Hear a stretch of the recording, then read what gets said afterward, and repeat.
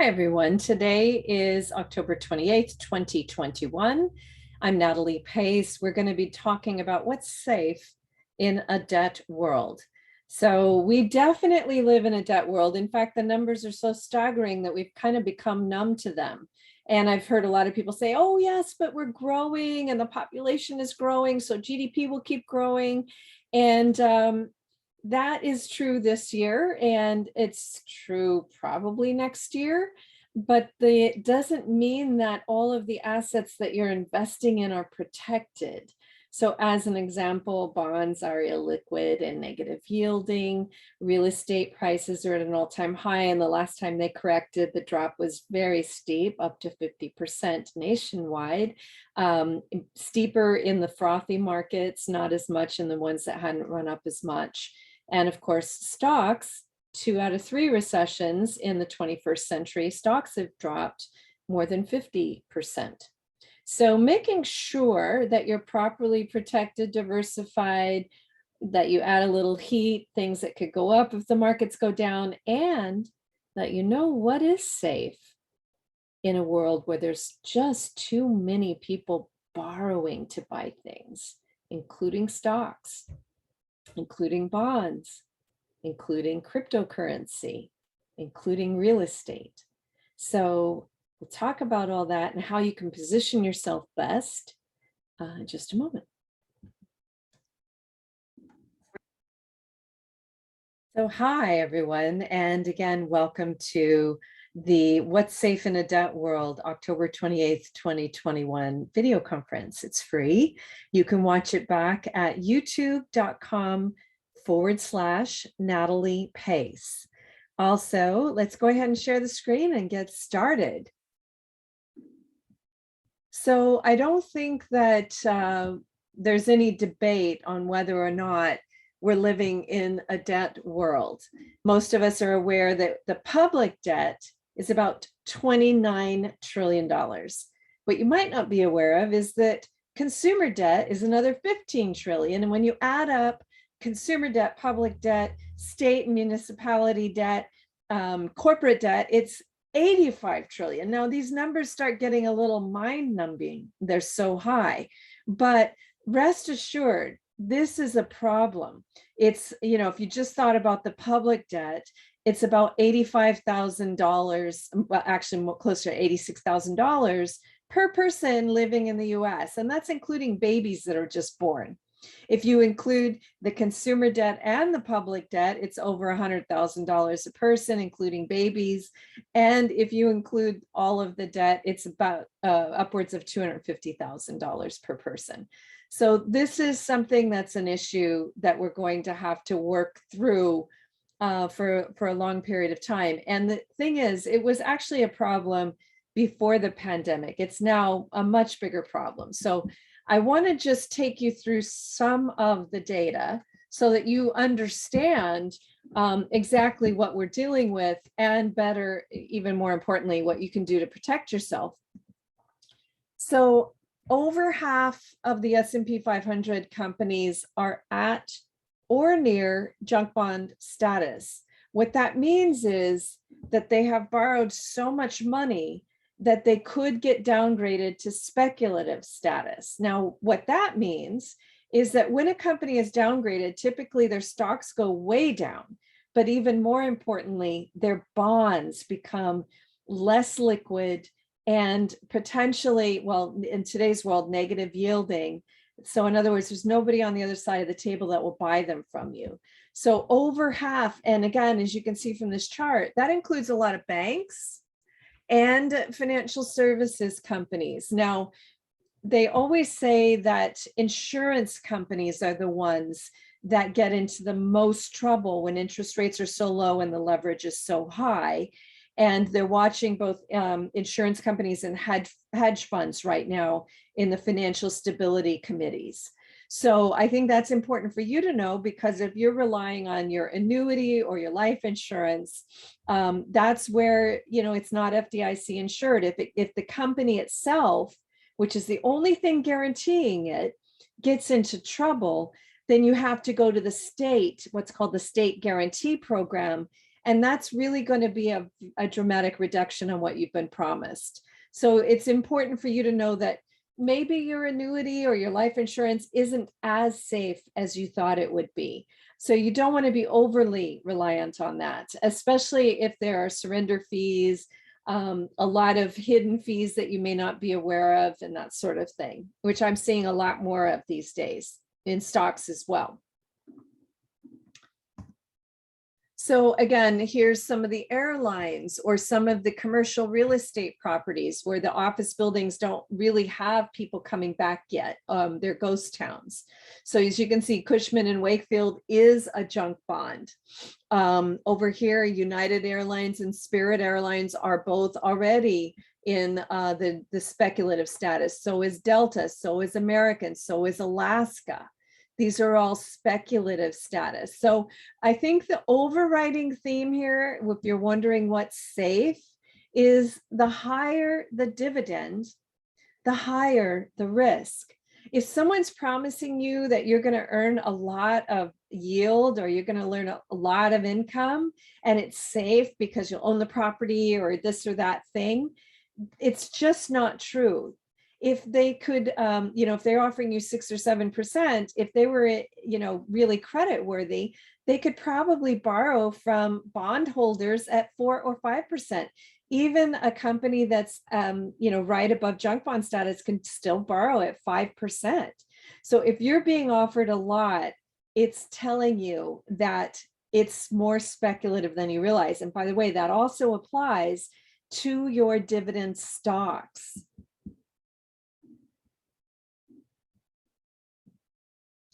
And that leads me to this slide, which I think is important for you to realize, is that due to the amount of risk in the quote unquote value or the Dow Jones Industrial Average. So this is just a comparison of the NASDAQ Composite Index to the Dow. And as you can see, the NASDAQ has almost tripled the returns of the value rich blue chip index, the Dow Jones Industrial Average, over the last 3 years. So if you're getting paid a little tiny dividend and you're just scooting along and this other one is soaring, let me put it this way. Values have been so killed that Wall Street is trying to redefine the term. Now, Benjamin Graham, if you don't know who he is, look him up, would be rolling over in his grave. But I think it's important for you to know that your value funds are underperforming and they are higher risk than you realize. A good portion of them are. So what we're doing in our sample pie chart, and again, this is a sample pie chart assuming you're 30, and this is your liquid assets. So you still hopefully own your own home, you may own an apartment building, you may own a vacation home, but what we're talking about is your savings, your checking, your 401k, your IRA, your RSP, your tax protected savings accounts, all of the things that are paper money, your private placement, REITs, any annuities, anything like that where it's a paper promise, that goes in your nest egg. Your home that you own is definitely part of your wealth, but it's illiquid. So hard assets don't go in the pie chart. So in this sample pie chart, this particular person at the age of 30 would keep a percent equal to their age safe. And then we're looking at replacements for our value funds. And there are some things that you can do there.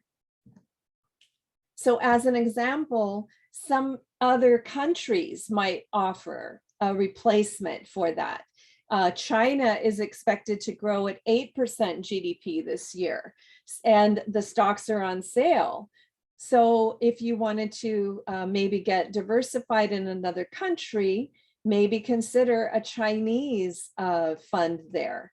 Peru and Chile are two of the fastest growing countries in the world, as is Colombia. So take a quick look here and I'll show you what I'm talking about. Let me pull up the IMF chart of all the countries. It's right there. So as you can see, and by the way, the US is expected maybe even as low as 5.7%, but that's still pretty good. That's a pretty good recovery year. So China about 8%. But look here at Chile at 11, Peru at 10, Colombia at 7.6%. So again, it gives you a little bit of diversification into other countries that are expected to grow faster than the US, faster even than China. So part of the reason that Peru and Chile are expected to grow 10 and 11% is because copper prices are back to all-time highs. The biggest exporter of copper in the world is Chile. Number 2 is Peru.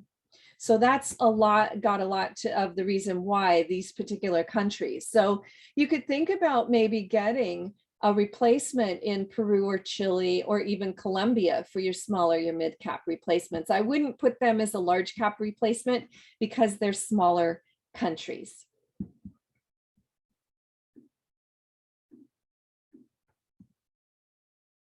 So there's the map, the IMF map that I was talking about, and we looked at some of them. As you can see, most of the world is going to be having a pretty good year. There are a few areas in red and in yellow-orange. I think this is what's really important because stocks are high and real estate is high. So people get kind of euphoric and they think that they're doing great. I'm glad to see that, in fact, a lot of people are going to be watching this in the repeat as well. We had such an overwhelming response for this particular video conference. I'm glad to see it because it's very easy to be complacent when stocks and real estate are high. And then when things turn south, like in March of 2020, we get very popular because all of a sudden, when things don't make sense, people are like, help us, help us, help us. It's a better idea to fix the roof while the sun is still shining.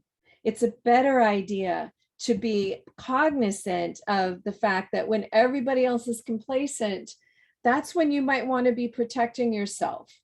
And when everybody else thinks we're in the apocalypse, that's actually when we have the most opportunity.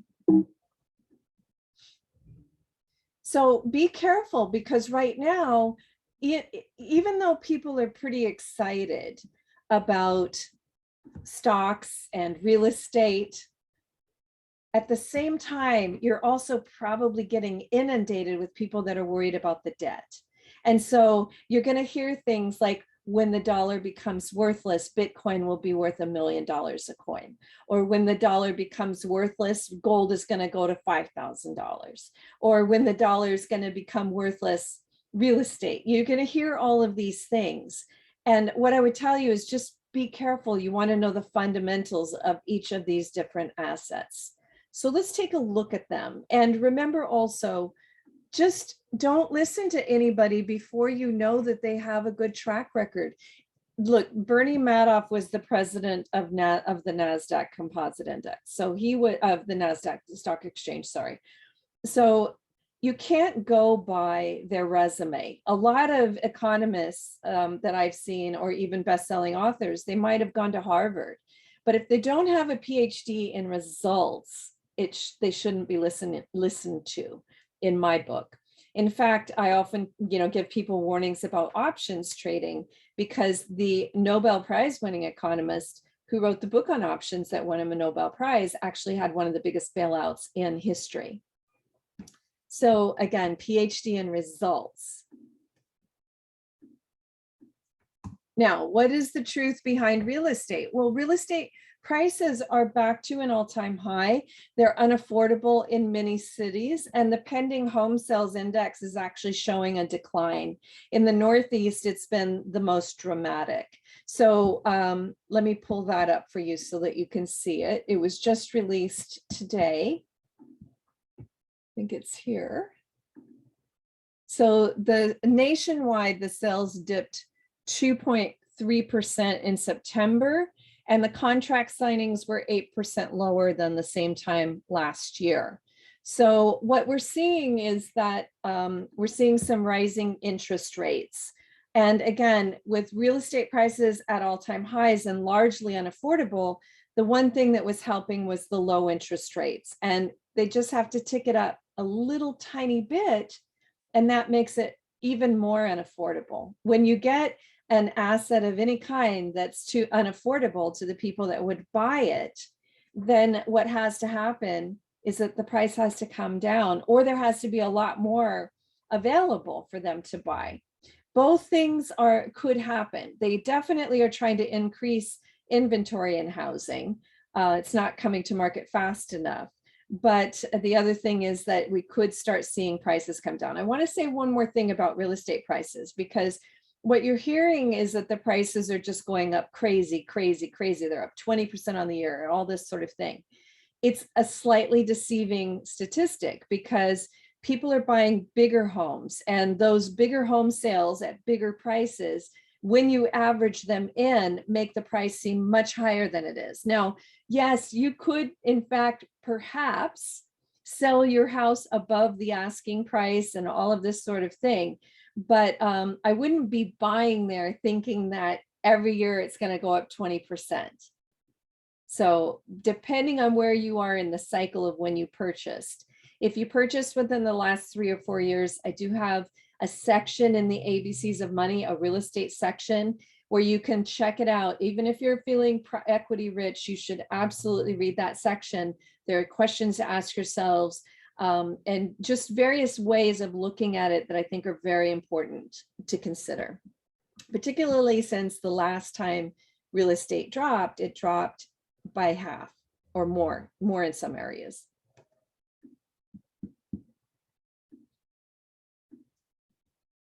So you definitely want to make sure that you are applying a 3-ingredient recipe for cooking up profits if you're going to purchase real estate right now. And the third ingredient makes it difficult because mostly you are buying high, and that's a recipe for disaster. Because buying high in real estate can ruin your life for a decade or longer. You won't be able to sell, your credit could be ruined. That's the piece people don't get. Like sometimes people will say, oh, just buy it, because then you can rent it out and it'll cover your mortgage and it's fine. It's not fine if the price goes down, because especially if your mortgage is higher than the price, that is really going to be hellacious for you. Your credit score goes way down because now your debt to assets ratio is screwed up. So don't listen to broker salesmen that are making a commission on the sale. You really want to know what the fundamentals are from somebody who is not biased in the matter. Get a second opinion. Also, I think it's important to know that, with a lot of people are saying, oh, just buy Bitcoin and hold it. But the average time that people are holding Bitcoin is 3 months. Other cryptocurrency coins are traded even more actively. So you're being told that you should buy it and it's going to become worth $1 million and you should just hold on to it. But that's not the reality of the trading platform. So right now it's very speculative. It doesn't mean that you shouldn't participate, but if everybody else is buying and selling, trying to buy low and sell high, if you're thinking that you're going to buy and hold, you're just going to miss out on a lot of opportunities, right? So here is Bitcoin. Here's the current price, and it's pretty high, right?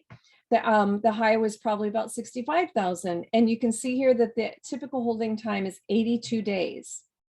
So just be aware of that fact. And also, it is very high energy usage. So if you care about the environment, then you might want to be looking at some of the altcoins like Cardano. There's other ones as well. And again, it's a trading platform. So if you're thinking about getting safe in Bitcoin, if the dollar becomes worthless and we enter an apocalypse, you're going to have a much easier time renting out a room in your giant house, although then you're going to have to worry about paying utilities because those are going to be very expensive. You might have an easier time giving away a loaf or selling a loaf of bread or some electricity to power someone's electric vehicle. So just remember that, first of all, if it's the apocalypse, all bets are off, and trying to sell a Bitcoin for $1 million, that may be a pipe dream too.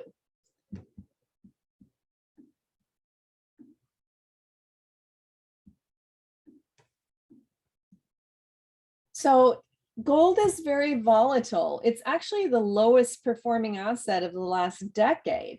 And I want to remind you that when you buy gold high, it can take a long time to come back. So, you know, in 2012, we were warning people, don't buy gold, because everybody was being scared and really hard sold into gold. And a lot of people put everything in there. Now, if you go back to my sample pie charts that we had up, you'll realize that we had 4 hot slices. If you think gold is hot, then have a hot slice of gold rather than bet everything on it, okay? Now, the other thing I want to tell you about gold is that the last time gold hit its high was when S&P Global downgraded the US credit, and that was on August 5th of 2011. Now, Fitch Ratings has the US on a negative outlook right now. If we are downgraded to AA+, then that is positive for gold. It's actually positive for silver, and it could be positive for cryptocurrency as well. Now, we should not get a credit downgrade this year. They've already told us that, unless we don't raise the debt ceiling on time. So you're going to start hearing about this towards the middle part of November, towards the end of November, because the debt is going to be a problem again on December 3rd if we haven't raised the debt ceiling, okay? So that's just something to keep in mind. And again, people get very weary of this and say, oh, we always do it. But they're kind of forgetting that the last time that we came, we did it in time. It was August 2nd was the date. We raised the debt ceiling in time, and 3 days later, S&P Global downgraded us anyway for getting too close to that date. So again, and gold soared to its all-time high and stocks went down. So it's really important for you to realize that it is very negative for stocks and it is positive potentially for gold. Now, one thing that I want to say is I actually think right now that silver could be the better strategy. So here's an iShares Silver Trust. And as you can see right now, it's at $22 a share. The high this year was 28, the low was 20. So it's trading near a 52-week low. But if you look at the max, you can see that when we were downgraded in 2011, silver rose to an all-time high of about 47 right before the downgrade. 47, so that's double of where it is now. And if you compare that to gold is not at its all-time high, but it's very close to it. Right? So if you buy a gold slice right now, you're paying a premium. If you buy silver instead, and typically gold and silver do track one another, silver hasn't had the kind of rush that gold has had, but I like to be a person that's buy low, sell high, rather than buy high hoping to sell higher. And again, don't bet the farm, just have some in your liquid assets, have a couple of hot slices of something. So here again is gold over the last 10 years compared to gold over the last 30 years. So gold is very much underperforming over the last 10 years. And by the way, that could be positive for gold in addition to when we get our credit downgraded. We will likely get a credit downgrade from Fitch. It's more when than if. And again, they've already told us that it's probably not going to happen this year unless we do not raise the debt ceiling in time. And again, the new time frame is now December 3rd. Now, the other thing that you'll see on this chart is that real estate over the 10-year period is running above its long-term trend. So real estate could be a little bubblicious too, as could large cap stocks. So they're running a little bit above their long-term trend. Okay, one other thing I wanted to tell you, and this is a direct quote from the Federal Reserve Board Financial Stability Report, and they're going to be reporting again in November, but this is from the most recent one, which was May. Should risk appetite decline from elevated levels, a broad range of asset prices could be vulnerable to large and sudden declines, which can lead to broader stress. Okay, so this is very important for you to realize. And also that stocks are really very expensive in the US, very expensive. So on this chart, you see that the only other time it was this high was in 2000. And I think it's important to remember that March of 2000 was the high of the dot-com recession, before the dot-com recession. October 2002 was the low. The drop between those 2 points was 78%. So your $1 million dropped to $220,000, right? And it took 15 years for NASDAQ to go back to its highs of 5,000. So you don't want to just ride the Wall Street roller coaster. That is what the pie chart system does. It protects you because, first of all, you're always going to keep a percent equal to your age safe. But another important thing, and we'll come back to the pie chart real quickly. So you're always going to keep a percent equal to your age safe. If you're worried about where we are right now, the right answer isn't sell all your stocks. It's just overweight a little more safe. So this 30-year-old might pretend they're 50 and have 50% safe, right? And then so that would be half of it safe, and then only have half at risk. If you're 70 and you're worried about it, overweight 10 or 20% and only have 10 or 20% at risk. That way, if stocks drop, and as you get older, you are supposed to be going into the safe side. Now, of course, you're going to say, well, what's safe, right? And we do have to talk about that. But I wanted to just let you know that the pie chart itself protects you. And one other key thing about the pie chart is that you do need to rebalance it at least once a year. Once, twice, or 3 times a year, you want to rebalance it because some of the slices will get crazy big, some of the slices will get smaller. You get a year older, you're going to be depositing into it. It's going to get bigger, hopefully from gains and the deposits. So you want to rebalance it at least once a year. That's how you can keep capturing gains. I want you to have a capture gains mindset. Okay, so back to our PowerPoint. Let me take you back to where we were. And again, I'm not telling you this to scare you. I'm telling you this so that you sober up and that you're prepared, that you fix the roof while the sun is still shining. Because this, look, the economists and Wall Street and the White House and Congress, they all know all of these statistics. They know this one too. This is another measure of stocks and how expensive they are. In other words, vulnerable, as you can see, to declines. So it used to be that the Great Depression was the big history book about stock speculation. Well, the dot-com was more speculative than the Great Depression. And now this is the second most speculative time. We've got almost $1 trillion that people have borrowed to buy stocks in their brokerage accounts. It's really high. There's a lot of speculation out there.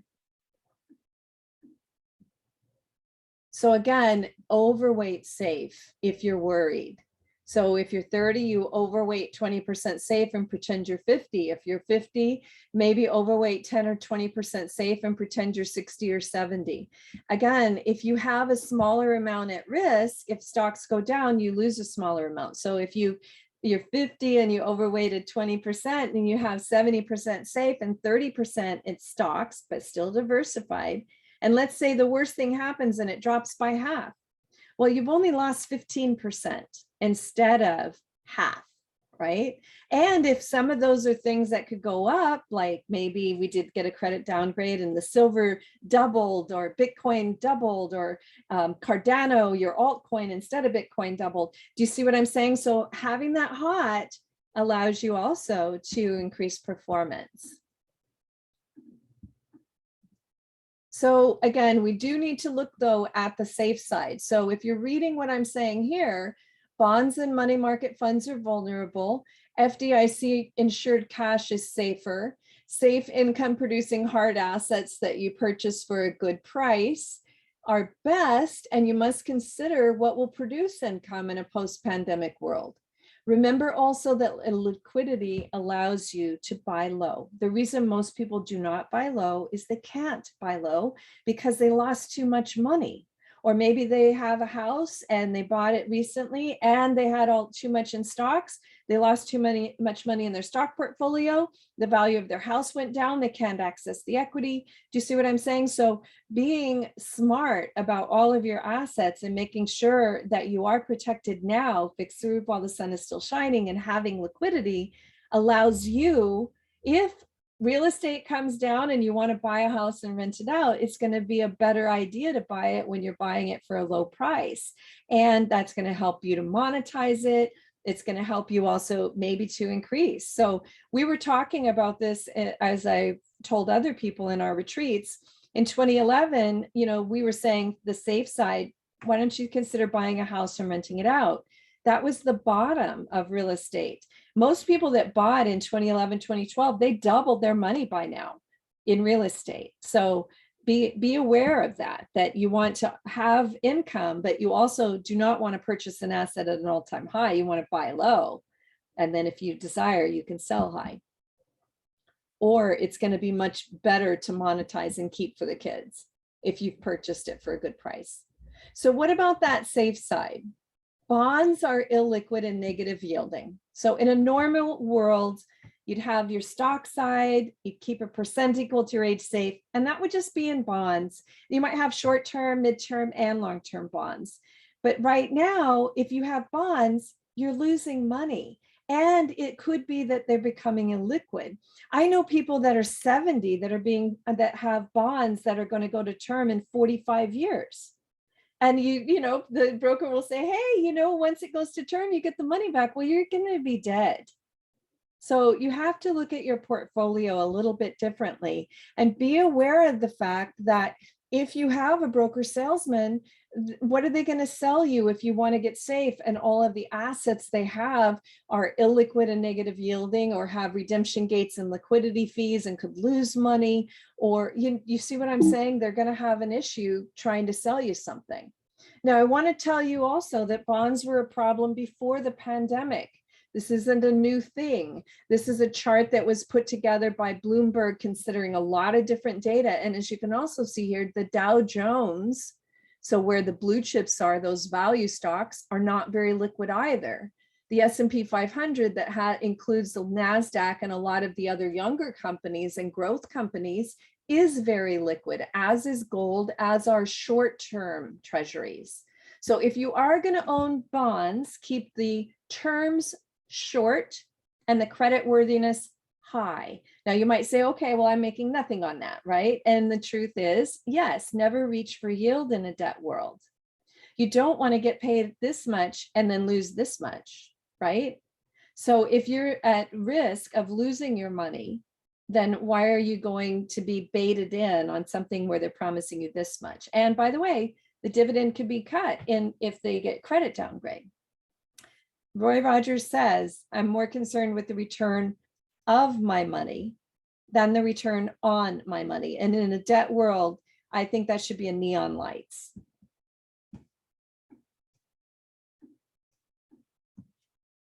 So keeping your money affords you the liquidity you need to buy low. So again, FDIC insured cash is the first step of a two-step process.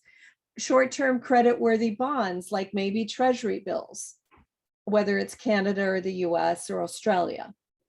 Bonds are illiquid and negative yielding. Money market funds have redemption gates and liquidity fees. Annuities and REITs are risky as well. So again, on the safe side, you're not being paid to take on the risk. The risk is supposed to be on the at-risk side, and you're supposed to keep a percent equal to your age that doesn't lose money. So for now, even if you're earning zero, it's better, because perhaps in 2 years, you're going to be able to get a bond that is credit worthy, that gives you a good yield. In 2024, if interest rates are double where they are right now, maybe Google will want to borrow from you for 8 to 10 years and give you a 6 or 7% yield. And you'll be really sorry that you got that 45-year bond that gives you 3%, if you've done that, and especially if it's really heavily indebted, which it will be. in order to get anything above 2 or 3%, you're taking on a lot of risk today. In a couple of years, that won't necessarily be the case. So again, remember that safe income producing hard assets that you purchase for a good price are going to be the best thing. Of course, right now, you can't necessarily purchase for a good price, but maybe in a couple of years, if there's more supply and fewer buyers because interest rates have risen. So again, success happens when preparedness meets opportunity. If there's no opportunity, get prepared. What kind of world or what kind of income are you going to create in a world where we can have eviction moratoriums, in a world where there is less travel, in a world where intergenerational housing is higher today than it was in the Great Depression? So how can you tap that opportunity and maximize it and produce income from it? Right? So you want to be forward thinking about what's going to be popular going forward. Work from home is absolutely a popular prospect. Also, one of the best yields could be ways that you can get rid of bills that you already pay. If you are living in a sunny state, maybe the best safe asset for you is to buy solar panels. There is a trick to it. You want to get the energy usage down. You want to get the wattage down so that you need fewer solar panels before you get your quote. There are tricks to that, and you can find many of those tricks in the ABCs of Money.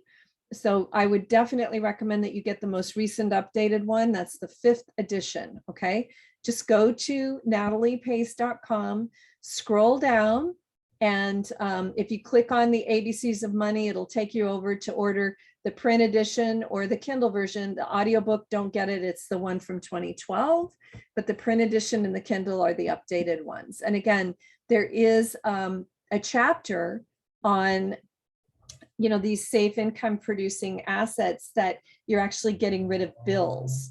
So here's a couple of ideas. One is, again, solar panels. Another one might be an electric vehicle, because electric cars can save up to half of the gasoline costs.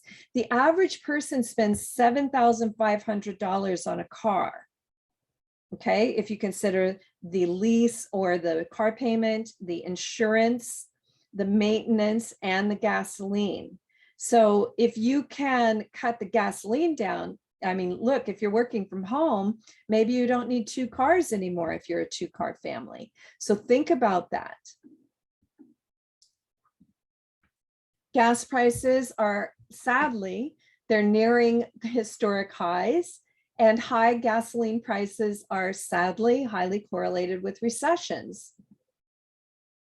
So again, I want you to get the energy usage down before you get your solar quote. And passive house strategies are going to be a good resource for you. You should also replace your LED lighting. You should think about putting a timer or an on-off switch on your water heater. The bigger the appliance, the more energy it uses. You should also have a power strip so that you're powering down your cell devices and your computers and that sort of thing. Even though they're low wattage, if you're using them all the time, it really adds up. So get energy smart and then get solar. I want to remind you that if you are interested in environmental, social governments, that sort of thing, putting your money where your heart is, this was an original ESG book. It was originally published in 2006. I recently updated it.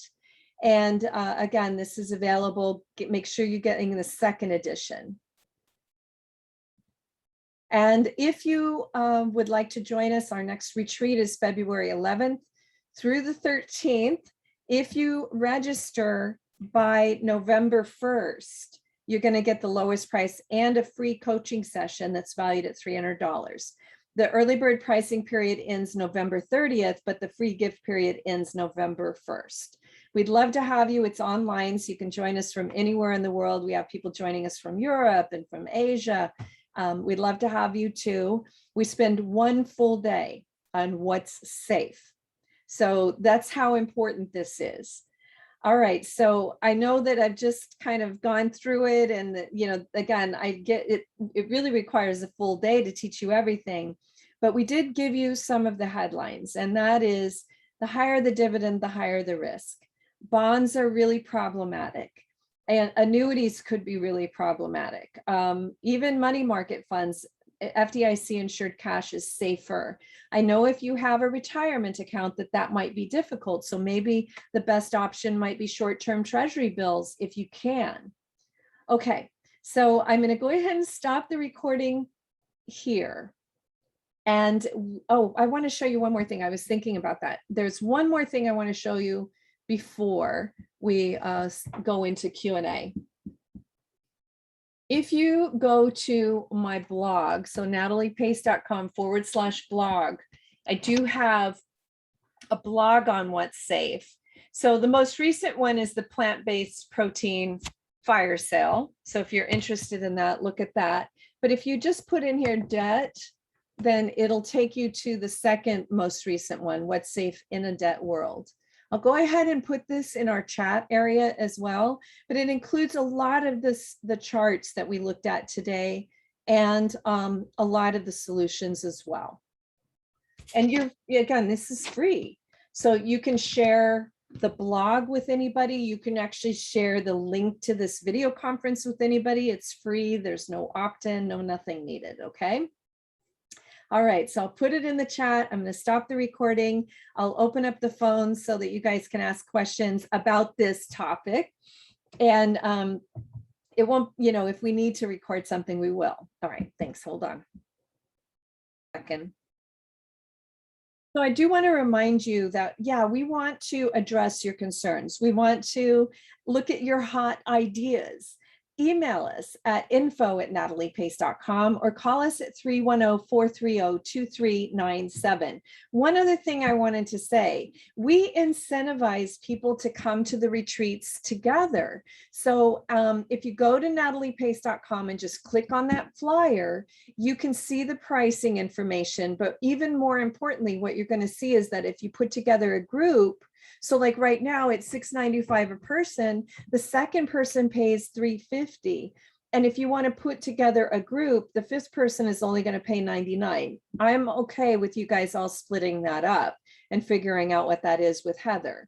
So email Heather at info@nataliepace.com or call 310-430-2397. Now, if you do put together a group and you're paying these lower prices, that's what you're getting the lower price instead of the free coaching session. So if you would like a complimentary coaching session, then register by Monday, November 1st with the early bird pricing. Again, you're saving a lot by, you know, registering in the early bird pricing, and then you're also getting that free gift if you register by November 1. Okay, so again, info@nataliepace.com or 310-430-2397. Watch this back at youtube.com/Natalie Pace. I thank you so much for joining me. I'm going to stop the recording. And again, if you have a question, go ahead and ask it now or forever hold your peace until the next video conference in November.